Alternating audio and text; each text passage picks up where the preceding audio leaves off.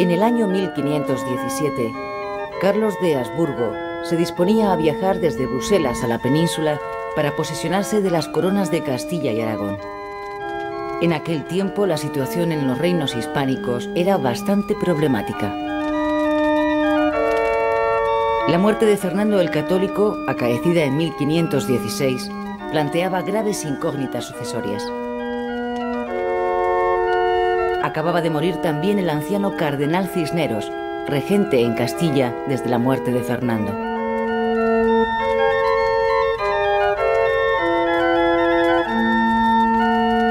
En el palacio de Tordesillas se encontraba recluida Juana, legítima heredera de la corona, pero apartada del gobierno a instancias de su marido y de su padre. Por esta época tenía 38 años.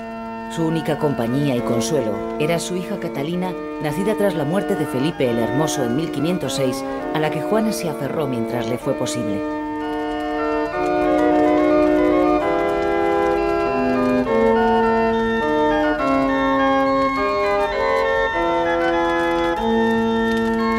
Desde que llegara a Tordesillas, su retiro se irá convirtiendo paulatinamente en un encierro, su palacio en una cárcel y su rebeldía en una excusa para exhibir su posible locura. ¿Estaba Juana realmente loca o fue víctima de las ambiciones sucesivas de un esposo, un padre y un hijo?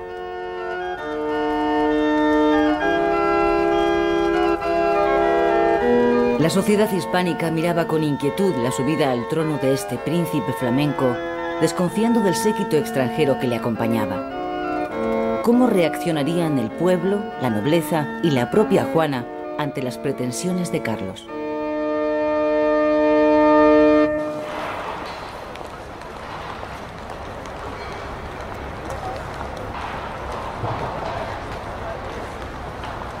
El joven príncipe se educó en Flandes, rodeado de preceptores flamencos, en un entorno cultural alejado de las tradiciones hispánicas y dentro del lujoso protocolo de la Casa de Borgoña.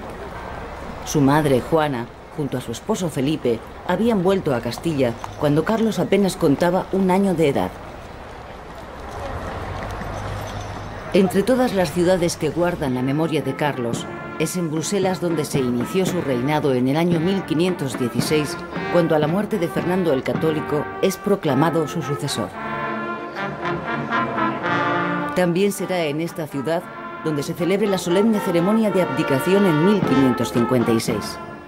Todos los años, en esta Gran Place de Bruselas, se celebra una gran fiesta para conmemorar al monarca, que pasó a la historia con el nombre de Carlos I de España y V de Alemania. Como cualquier niño flamenco de su época, Carlos solo hablaba el idioma francés. El castellano lo aprendería más tarde y nunca supo alemán. El francés era la lengua que utilizaba para cartearse con sus hermanos, así como la lengua oficial del imperio. Esta etapa de la historia supuso la inclusión de los reinos hispánicos en un proyecto imperial que abarcó más de medio mundo.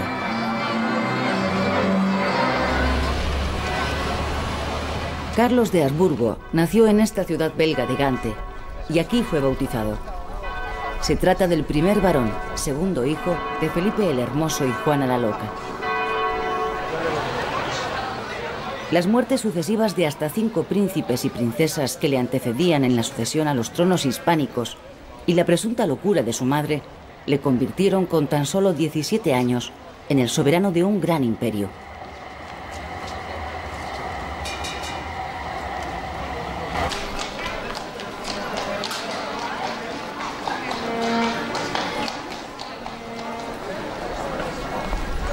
Carlos recibió una herencia inmensa, producto de la política matrimonial de sus 4 abuelos, representados en esta sala renacentista del franconato de la ciudad de Brujas. De su abuela paterna, María de Borgoña, recibió las tierras del condado de Borgoña en los Países Bajos. De su abuelo paterno, el emperador Maximiliano de Austria, los estados de los Habsburgo en el sudeste de Alemania y el título de emperador a partir de 1521. De su abuelo materno, Fernando el Católico, la corona de Aragón y los dominios de Nápoles, Sicilia y Cerdeña. Y por último, de Isabel la Católica, la corona de Castilla con los territorios recién conquistados en América y norte de África.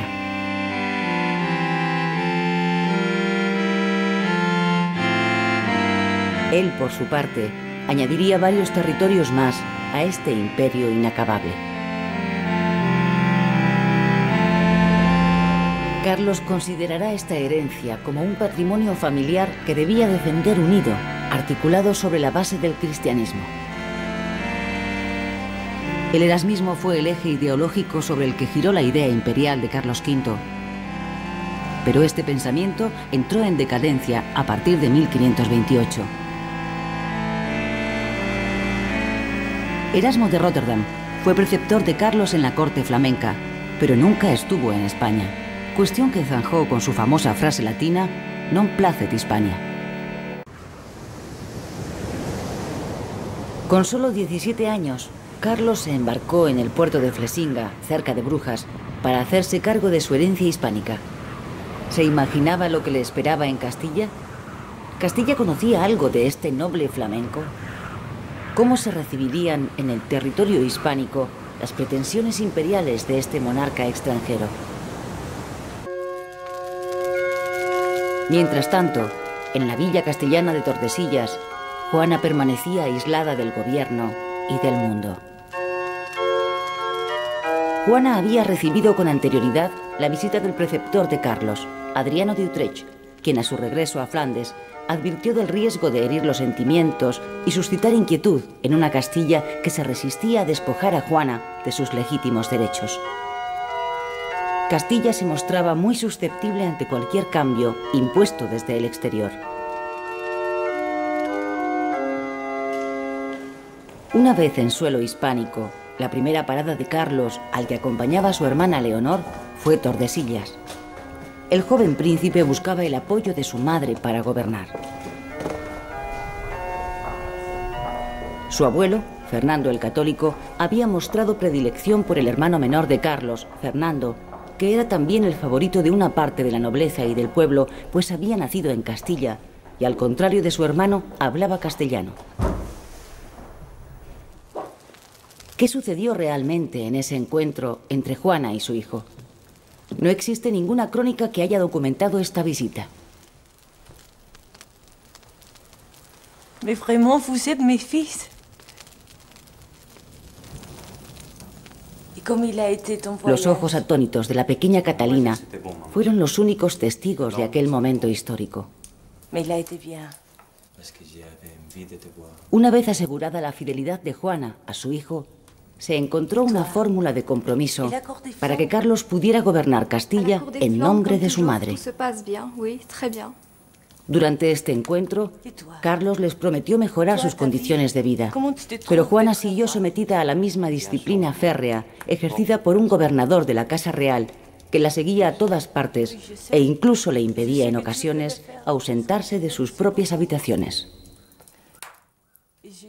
Carlos reinaría en Castilla y Aragón, pero su madre nunca sería desposeída del título de reina de Castilla y como tal moriría solo 3 años antes que su hijo. El encuentro de Tordesillas no impediría que Carlos fuera recibido con cierta desconfianza en la península. Las cortes castellanas temían que los cargos más lucrativos y relevantes fueran ocupados por extranjeros, como ya había ocurrido con su padre, Felipe el Hermoso. Para gobernar esta sociedad tan heterogénea, era imprescindible contar con el apoyo de la aristocracia. Carlos hallará esta nobleza a su llegada a Valladolid, en donde se habían convocado a las cortes.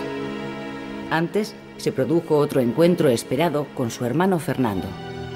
Ambos hermanos entraron en Valladolid ante la frialdad de un pueblo que desconfiaba del excesivo lujo de la comitiva.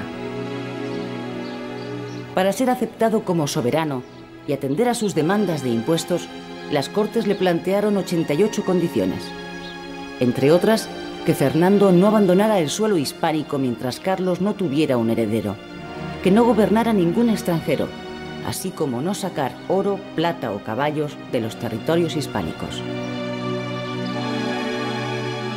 Pero Carlos incumplió sus promesas, ordenando enseguida la partida de su hermano a Viena.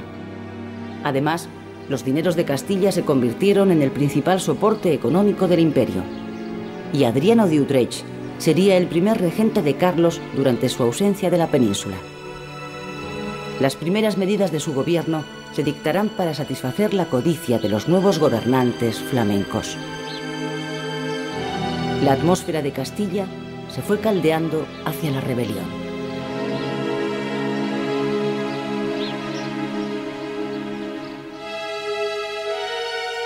Después de su estancia en Valladolid, Carlos continuará viaje hacia Zaragoza y Barcelona, en donde también se convocaron las Cortes.